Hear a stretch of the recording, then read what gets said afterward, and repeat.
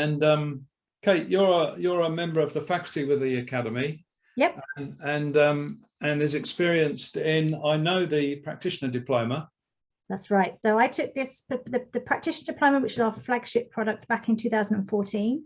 And I did it with the purpose to be an internal coach at Unilever PLC, which I did for another 7 years. Before I left Unilever, then set up my own coaching practice, and I've been independent for 5 years. And so during that time, I've been working across many sectors, many client types, and also still for the AoEC, delivering some of these products you're going to hear about today in organizations and helping organizations with coaching cultures. Alan, how do you arrive today? That's great. Yeah, well, I've been with the AoEC for many years. I think my first engagement with the AoEC was back in 2008. I've had my own coaching practice since 2010, working one-to-one, and then latterly, since about 2016, I've been working predominantly with teams, coaching with teams. So I've been faculty on the certificate, the diploma, the systemic team coaching certificate, and the systemic team coaching master's program. So we are well versed in the AoEC's products and offerings in terms of coach training, and we have our own coaching practices, both Kate and I, so we're able to speak as professional coaches as well as coach trainers with the AoEC. That we're talking about, and the way I would like to define it for myself, is that you're in partnership, in relationship between the coach and a client, or a human. Two human beings are in the equal and neutral space to have a conversation that helps the client move forward. And how we do that is that we're having a conversation about their psychology, the stories in their head, their beliefs, their assumptions, and the things that they know about themselves. And as you say, the things that they know that's within them to move forward, and the resources they may already have, is a place where we can start to help them move forward. Because quite often it's a conversation that unlocks something that's deeper within people, that they know that they can equip themselves and enable themselves to do more with that. And if they don't have the resources, it's a space where they can explore where they could get those resources from, or whether they could get strength from other people or some role models from other people. And often it's an opportunity to rehearse and practice something that people want to do more of. So I like to think of it as we all have an operating system. We're all our own computer. And what coaching is doing is working with the files in people's heads. And it's moving things around. So they bring some of those files to the forefront, and they do some more ofs. Or they might want to take a file and say, that doesn't serve me anymore. I want to not use that anymore. I want to take that away from my operating system. And so coaching is a place where everyone will have their own definition. But for us in the AoEC, it's about helping people move forward to be the best they can be. Is that making sense to everybody today? Lovely. So let's have a little bit more of an explore about coaching. And when you see these three places of training, mentoring, and counseling, I wonder what thoughts come up for you in why it might be different or similar to these other bubbles of things that people have to help them move forward. Who'd like to offer? One of you may actually sit in one of these bubbles as a role. Who'd like to offer what's the similarity or differences between coaching and these three bubbles?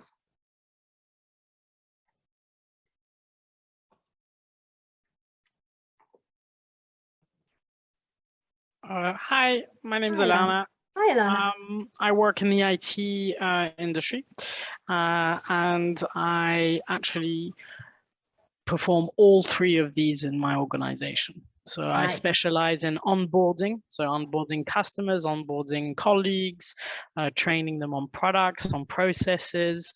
And then I think mentoring kind of falls in mainly with, when a newcomer joins the team, you want to help them out, you want to make sure that they feel comfortable joining the team and they're not overwhelmed by a mass of, information.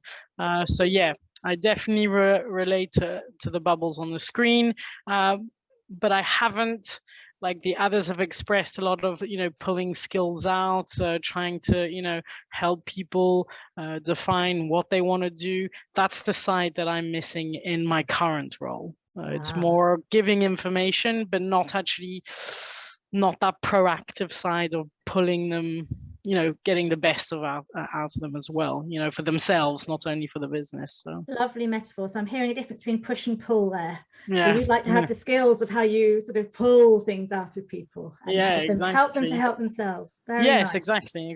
Very nice. What is coming up for other people from maybe a bubble that they might sit in and have a bit more familiarity with? So I'll jump in here. Hi. For me, so coaching really relates to these three more, but it's really about managing people expectations. So I'm working in HR, and sometimes having a discussion with a colleague. So we don't really know if it's HR caps looking to discuss with, or the colleague cap. So we need to juggle with these two. And then it's really to identify what the person needs and what are their expectations, because they might speak of training when actually they're looking for mentoring. Sometimes they're discussing about mentoring, but really what they want is someone to give them a little pat on the back and show them, okay, these are the options that you have. So it's more like on the counseling side. Sometimes it's, as I think as well, especially with HR following the pandemic and the change of the HR function, more and more people are asking for new skills, and like the discussion shift from here are your option A, B, C to what is that you really want to do. That's a skill that I still need to my.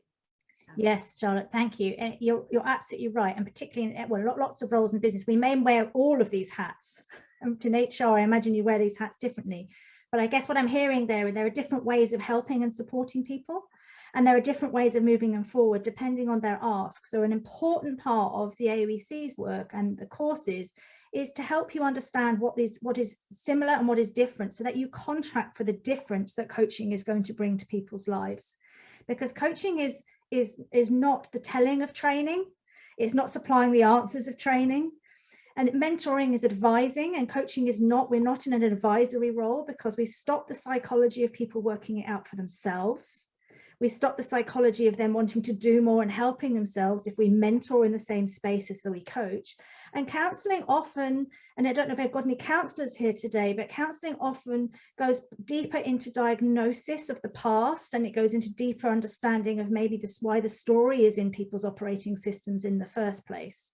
And actually, that is not something that a coach needs to do. A coach is about understanding enough to move people forward with the right techniques to move them forward and move their story forward into progression and performance enhancement, or answering some bigger questions in their life. It could be very existential questions like, why am I here? What's my purpose? But it's not necessarily about diagnosing or going too far into the past to help them with the root causes of some of their stories in their heads. Is that making sense to everybody, the differences? And we clearly would love you all to get familiar with those similarities, that it's a wonderful partnership of helping and great deep conversation. But it is not playing some of those other roles as in the same time as playing the role of the coach, but they all help people move forward in different ways. And so at the AoEC, we believe in strongly helping you to contract for being the coach and separating that from any other hats that you're wearing in your role or in your practice. You may do lots of things with your practice. There may be some people here with a psychotherapy or psychology background who may be doing some therapy work with people, but we make sure that you can help your clients understand what service they're being offered and what service you're going to deliver for them, so that you can remain in the space of doing the right work for the right client for the right time. So hopefully from this conversation, we've got an even deeper sense of what coaching is. It's a partnership that remains in this neutral territory to support people to move forward without telling, without advising, without diagnosing, without trying to heal the person in front that we're in partnership with. So let's keep our conversation moving forward in terms of the understanding. And here's just a few more bubbles that we've added to explain how we feel at the AoEC coaching, what coaching does for people. And you've all mentioned it in your experience of being coach, but it's about helping people find their own solutions. It's about using your clients' knowledge and for them to hear themselves, for them to understand themselves better, to build their self-awareness, and to use their own experiences and to think about their own future experiences to help them find a satisfying future and to move themselves forward.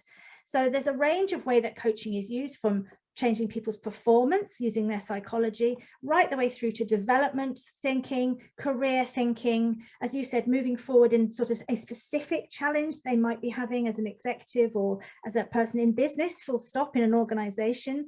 And it's about the rehearsal, and it's about the application of that thinking so that they can go and do something in the wider world and experiment with doing new and different. So is that making sense to everybody in terms of what we see the world of coaching does, offers people, and hopefully builds on some of your experience already?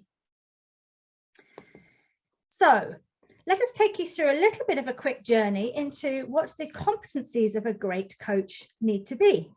And this, you'll notice, is 8 key competencies, and I'm going to run through them, and then I'd ask you to just take a moment to reflect, and if there's any one of these that you feel you'd like to understand a little bit more of, we can pause and I'll take those questions. So the 8 key competencies come from the accreditation bodies, and the AoEC primarily work with the ICF, the International Coach Federation, although we will talk about accreditation with other bodies later on. And the ICF talk about the 8 key competencies of being a professional coach. And however you're delivering coaching skills, these competencies remain true from the certificate through to diploma through to a master's of being a coach. And as I've explained, they go from contracting with your client right the way through to finishing a relationship with a client.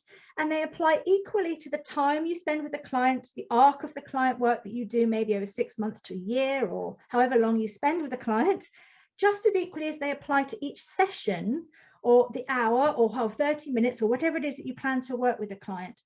And a big part of the AoEC's programs is ensuring that you hit the standards of competency so that we can be assured that you're going out and doing the work of a coach. And so these competencies are very, very key part of the programs in helping people understand them and getting you to a point where you can move out into the profession, however you choose to do it, to be acting as a coach. As you've heard me say, it starts with contracting. Very clear agreements and maintaining those agreements of the work that you're going to do with your client, ensuring you understand what your client is needing you to be to do the best work in partnership with them. And that contracting obviously includes key parts of confidentiality. In the same way that we contracted for you to listen to this be recorded today so that it's for others, we need to set some understanding of boundaries and be really clear with our clients what is the work that we're going to do and what it isn't, if we are hitting a boundary of what we're not equipped or qualified to be. There is the building rapport. How do we get to this place where our clients are happy to be in clear partnership with us, to bring their whole self to a session and really be clear on who they are and what's important to them, and help them freely talk with the confidence of confidentiality, with the confidence of knowing that you're there to listen with empathetic understanding to their situation. Active listening. An absolutely key part of being a coach is to get out of your own way, be there for the other person, and really listen to what is happening in the conversation so that we stop ourselves from advising, we stop ourselves joining in with the conversation in a way that we only join in with the conversation if it's useful to move our client forward. And that brings us on to the art of questioning, asking questions that help people say more, think more, do more. And it's about these open questions and using the questions to help people forward and deepen their understanding of themselves and the issue that they're wrestling with. The next part of the competencies is expressing ourselves as a coach. We want coaches to feel confident enough in the way that they're working and their skill level to also bring in some observation of what's happening in this partnership, to be really clear that they can communicate what they're noticing is going on with their client. They can use their own self as a barometer. We want you as coaches to feel that you can express yourself in a way that's in service to your client. Deeper understanding is a huge competency which is about helping people build more awareness of themselves, more awareness of their issue, and maybe using some creative techniques. And I don't mean creative as in drawing, although it could be, but some deeper ways of exploring their issue with some lateral thinking. And so the deeper understanding competency is very rich in terms of helping people think more and think differently. Managing progress is the art of the coach being a facilitator of the conversation and helping people come to an action plan or coming to an outcome or an insight that they can walk away with knowing they've done some work. And so managing progress is the way we operate in going through the session and managing the client's learning. And closure is obviously all about the relationship, ending on a way that your client is is fully equipped to do what they want to do next, and they're not dependent on you as a coach, that they leave knowing that they can self-coach themselves to take themselves into their future. So I've rapidly gone through those competencies with a headline, but I'm wondering if there's anything there that people would like to ask anything more about. And Alan and I can take some questions at this point. What's there for people that they'd like to know more about?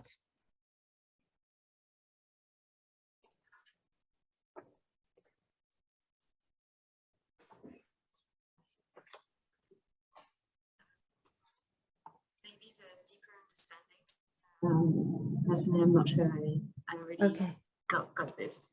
Okay, so as a coach, we might have a toolkit of ways to help people think differently.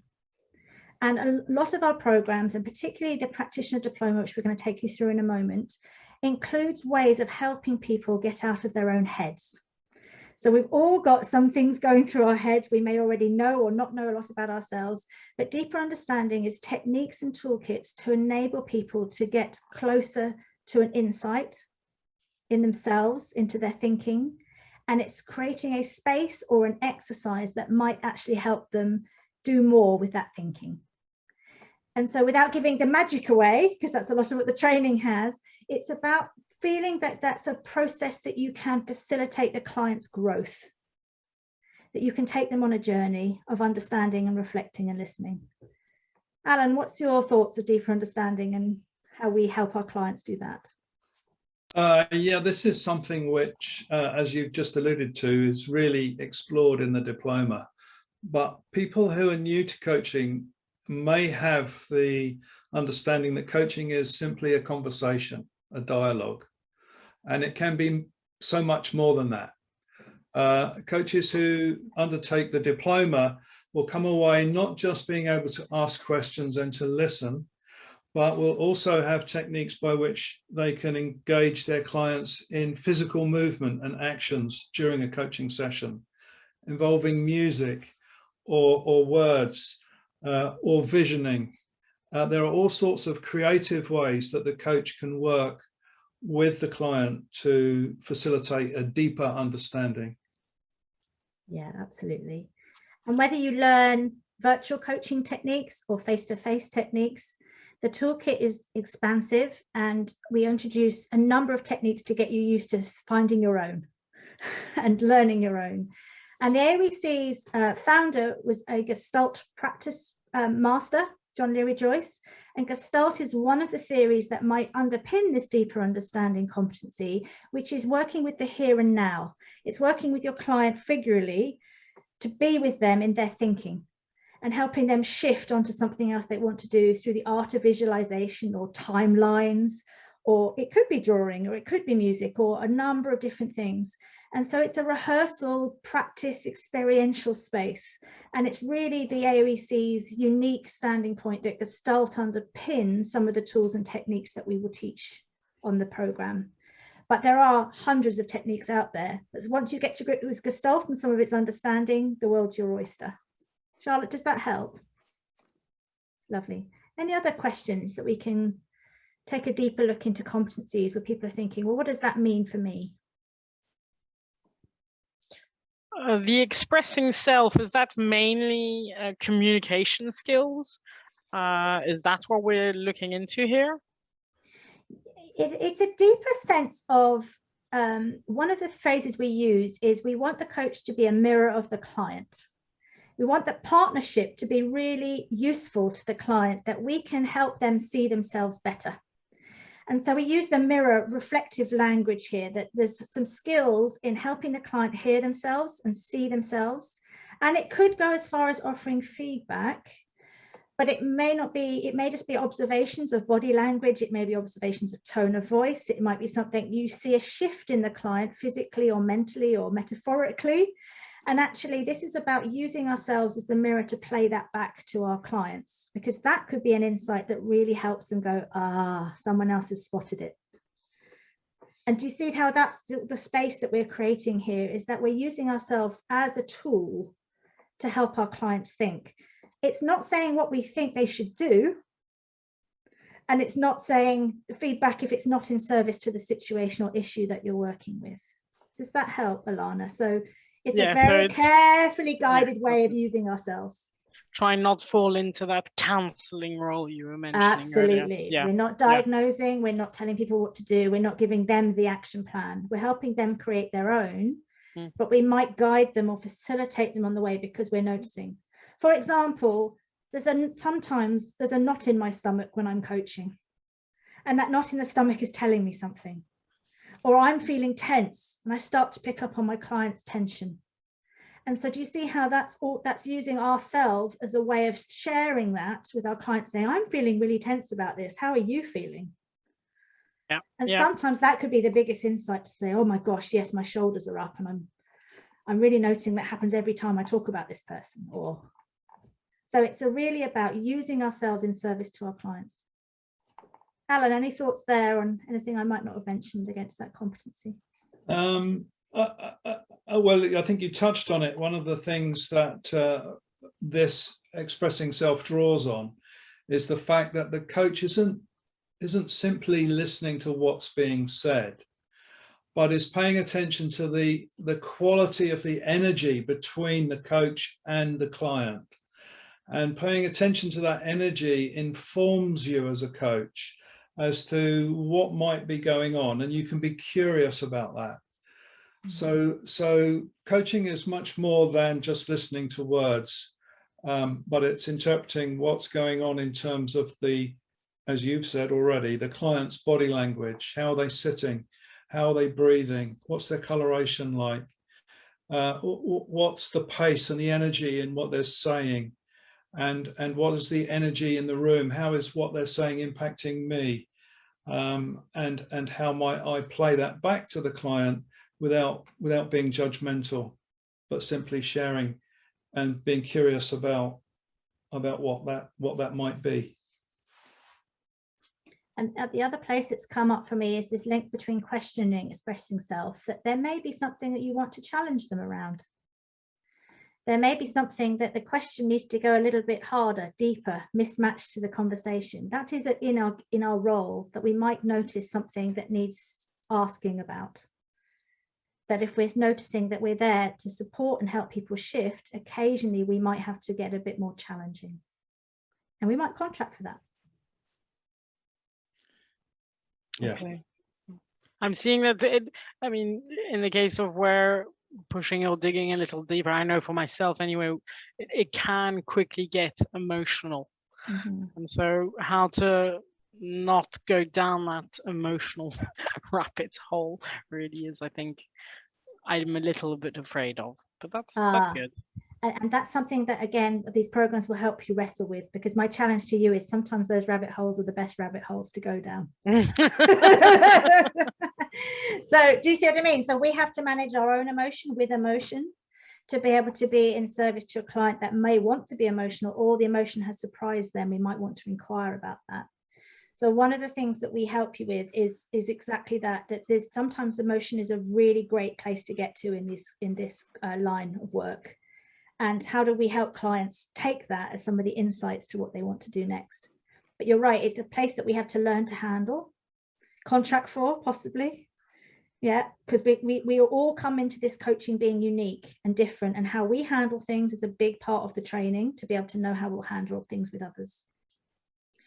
So any other thoughts there? Any other last questions? Because this is an absolute crucial point of expressing what coaching is. Go on, Josie. Hi, sorry I jumped in. No, please do. Could I ask a question about managing progress? I was just curious that in your experience and in Alan's experience, how fixated upon this idea of progress can clients become? Because we live in a time where we sort of measure everything. And I can imagine people in organizations who are used to being sort of having their progress measured, they're sort of pushing the coach to say, well, am I doing it right? How am I doing? And how you respond to that? So two answers to that, if I may, and I'll let Alan answer. The first one is that every contract with every client is different to what progress looks like for them. And also you will typically have a sponsor involved. It may be a line manager or an HR person who's asked for the coaching to happen, or there may be any type of third party involved in the payment of it. So it depends, again, on the contract for the work that you're doing to what progress may look like. And so a big part of what we teach you is to understand your contract with the client and the client's contract with you to the expectations. Because that's another clear way that you can manage progress, because you have the goals and you understand the depth of the goals in the sponsor's world, in your client's world, and in what you understand that relationship to be with your work. Okay. So that's the first thing, and it's different every time. But in the main, as long as you're clear on the direction of travel to what's expected of us in the partnership, then managing progress can be, as you say, if it's in an organization, it's about performance, there may need to be some metrics against that. But typically, and in the work that I do, and I'll ask Alan in a moment, I'm after the mindset shift or the behavioral shift in people. And I'm after, and that's what the work I do is, I'm asking for change in who they are and what they do and their operating models. And that's harder to measure. So again, you're setting out as a coach, you're clear on what you understand, and you're offering that to your contract to say, this is what I think, where I think we're going. How do your goals fit with this? Do you see what I mean? You can have that as one of your ways of managing progress over time, is to be directly in control of a little bit of that conversation, so you're not left high and dry or feeling you haven't done the work right. So that's one thing to add, and it's different every time. And the second thing to say, within session goals, you're also managing progress. So the second part of your question, remind me the second part of it, because I feel like I've answered the first one rather than the second. Oh, I may have forgotten, because that's all right. Everything you were saying. That's all right. I got a sense that it's about how do we do that, and how do we do that is pretty much by being clear, clarity right from the start. Yeah, and it's about being really clear so that you have those goals or insights or however your model is operating. And again, this is what the AoEC has been your gift. A lot of us as coaches, we'd be happy if we get insights from the session, because client can do a lot of work with an insight and great things can come from an insight. Other coaching contracts, they will want tangible outcomes. Other contracts, goals need to be met. Other contracts, KPIs need to be met. But again, that's within your gift to decide what kind of coaching you're doing and who you're doing it for. Alan, anything to add there? Sorry, were you asking me? No, anything to add, because we all do different work. So I was wondering if that resonates for you. I don't know. I'm noticing that only relatively few people have their cameras on. So it'd be interesting to see and or hear from other delegates on this call. What's coming up for people? Is there any questions we're still holding while we're holding on this slide? But I in response to your question, I think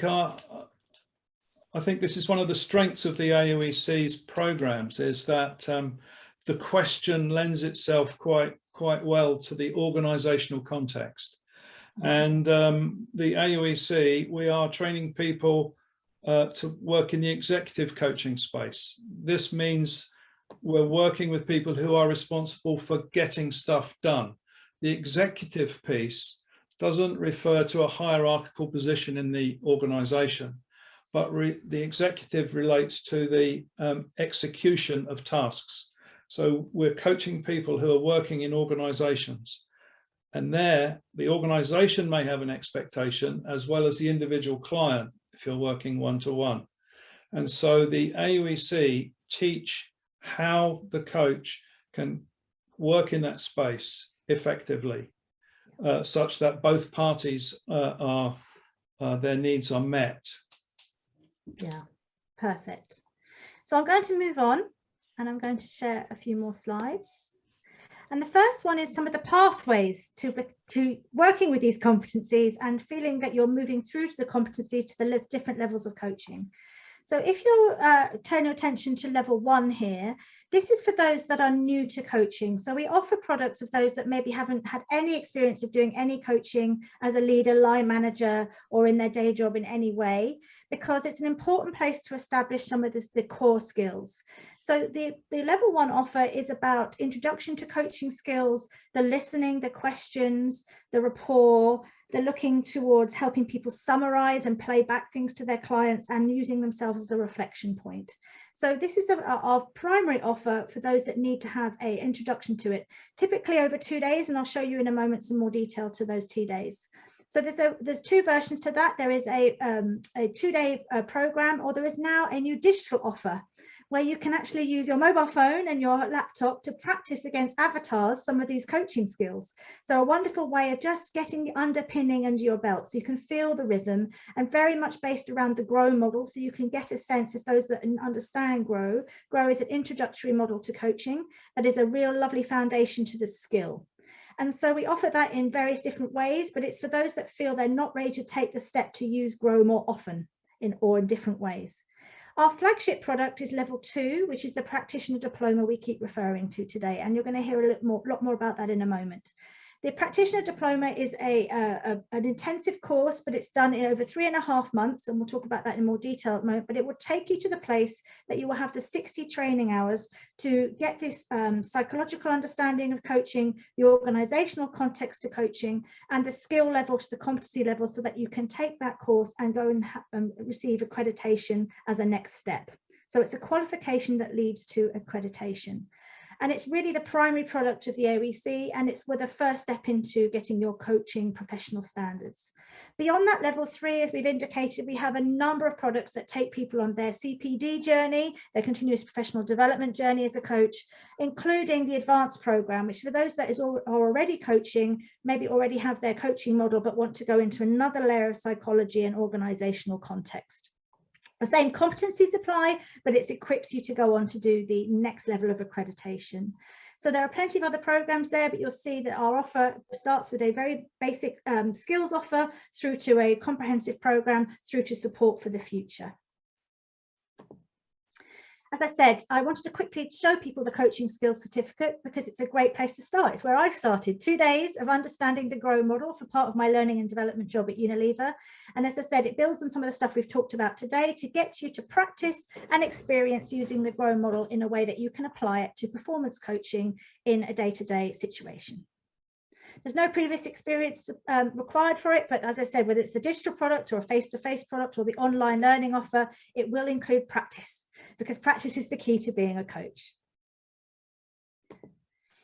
Now, let's talk a little bit more about the practitioner diploma, so the flagship product. As I've said, it's the route to becoming an accredited coach. We do make sure that people have the prior knowledge of at least the basic skills of coaching and the GROW model. And if you feel that you're not sure whether you have enough, or you're not ready, you don't think you need a certificate, you could always have a phone call with one of the people in the program team to assess whether they think your skill level is ready for you to dive into the diploma. For most people, the reason that is because you'll be coaching every day on the diploma. It's really about this experience and experiment and adding to your toolkit to kind of take GROW and expand it further. And then we introduce several other models and ways of coaching, because we want to take you back into the world of the theory behind coaching, increase your psychology, increase the understanding of who you are, and then start to apply things in a different way. And what the unique advantage of training with the AoEC is that we really want you to help you answer 2 questions. Who am I and how do I coach? And so your learning will be lots of different learning tools to help you answer these 2 critical questions. And Alana, I hope that then says that will help you with knowing yourself a bit better, so that you can apply some of the skills to however you choose to apply it in the outside world. So it's the embedding of competencies. It's a variety of learning styles to help you get there, including a lot of experiments and experimentation. How the practitioner diploma works in reality, as I said, it's a 3.5 month typically journey. It's been formulated to simulate the coaching process. So we talk about beginnings, middles, ends, and the last step is an assessment day, which we like to call the last day of learning. So let's talk a little bit more about this. You've heard me say that this course is all about coaching skills, organizational context, and psychology with a small p. And the reason we call it a small p is there's so much to learn in the psychology space, but this is enough to understand the coaching theory so that you can apply it and use it to the way you would like to use it in your coaching model. You'll notice that we provide you some supervision to your coaching, because you'll be practicing every day on the program, but you'll also be practicing with your fellow delegates off the program and with at least 2 practice clients. So at least 2 practice clients is an important step to understand that the commitment is not just on the days of when you're together as a group, it's also your practice and your experimentation off the program.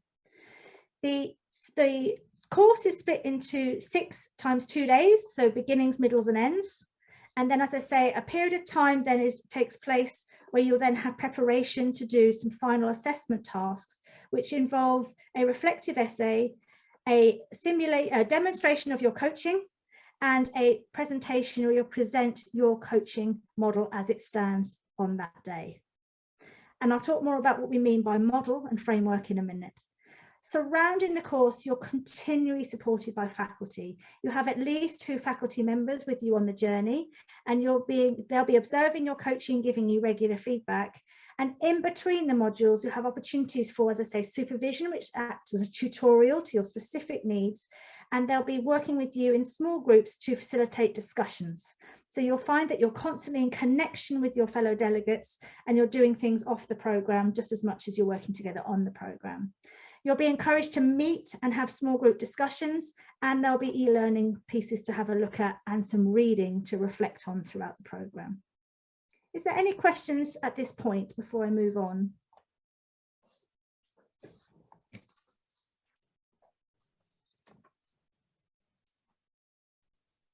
Hi. Hi, Duncan. Yeah, I've got a question. So, and I apologize because I was a little bit late joining, so you may have covered this directly at the beginning, but the question I have is, there's obviously a number of different programs that are available, right? Mm-hmm. And so I'm curious about the, for want of a better word, accreditation of the AoEC program itself. Yes. So how does that show up? I mean, I understand the history and the experience of you as leaders, and obviously your personal experience, which is very impressive. But I'm just kind of curious if you can articulate how does the AoEC accreditation show up, and why is it different to potential clients versus other coaching courses that are available? So what I'm going to do is, I may not fulfill all your answers now, Duncan, because I think in the agenda, we're going to talk about accreditation a bit later on. Okay. And also we have the opportunity to introduce you to a graduate of the program. And I think some of those questions will be absolutely perfect to ask them. Because the reason, and I can talk about my own experience for a minute, but I think you're going to hear a lot of richness about how the AoEC is connected to accreditation, and also maybe why they chose the course because of its influence in the marketplace.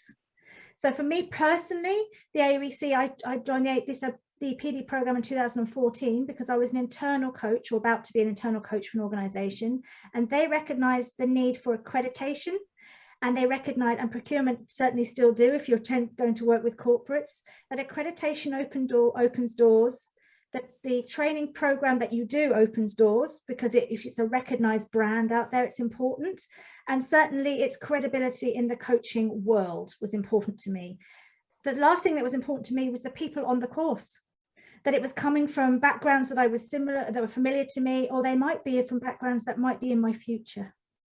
And so again, the organizational context of the AoEC, plus its experiential nature, plus the fact that we bring in a lot of really great parts to your toolkit, all the kind of factors that help me make the decision. And I'd love you to ask those questions of the graduate later so you can hear from them too. Does that help? I don't want to give you all the answers, but there are things about different programs that will matter to you. Sure. Okay. Thank you. All right. Okay. I'm going to quickly finish with this PD piece here, which is the thing that is the USP for me, and one of the reasons that I chose the AoEC as my alma mater, as it were, for all my training programs, is the big part of this program is to answer these 2 questions that I've already articulated. The who am I? What's part of my onion layers? Who am I underneath? Who am I really? and who do I want to be is a really big part of your exploration on this program, because these are the kind of questions and the things that the work that we want to do with our clients. So to be familiar with ourselves is a really big part of the personal development journey that you'll be on these programs. And on the practitioner diploma, some people just come for that, even if they don't want to ever be coached in reality independently or in their organization. It's a huge personal journey of helping yourself understand this. Equally, there's the how do I coach question from there. And so if you think that we are going to introduce, so here's a list of some of the models, coaching models that we introduce on the program. There are still plenty more models out there, but we want you to find your own framework and your own model for the work that's unique to you. So where these two questions collide is that we want you to come away from a program knowing your model, knowing who you are and how you're going to coach, and to then go into whatever you choose to do with coaching with that uniqueness. So Duncan, that adds to your answer in that when you are out there being a coach, doing the work of a coach, often you're asked, how do you do it? What's your model? What's unique about you? And you're preparing yourself to sell your services. And so that was a very important part for me to feel familiar with myself on the who am I and how do I coach.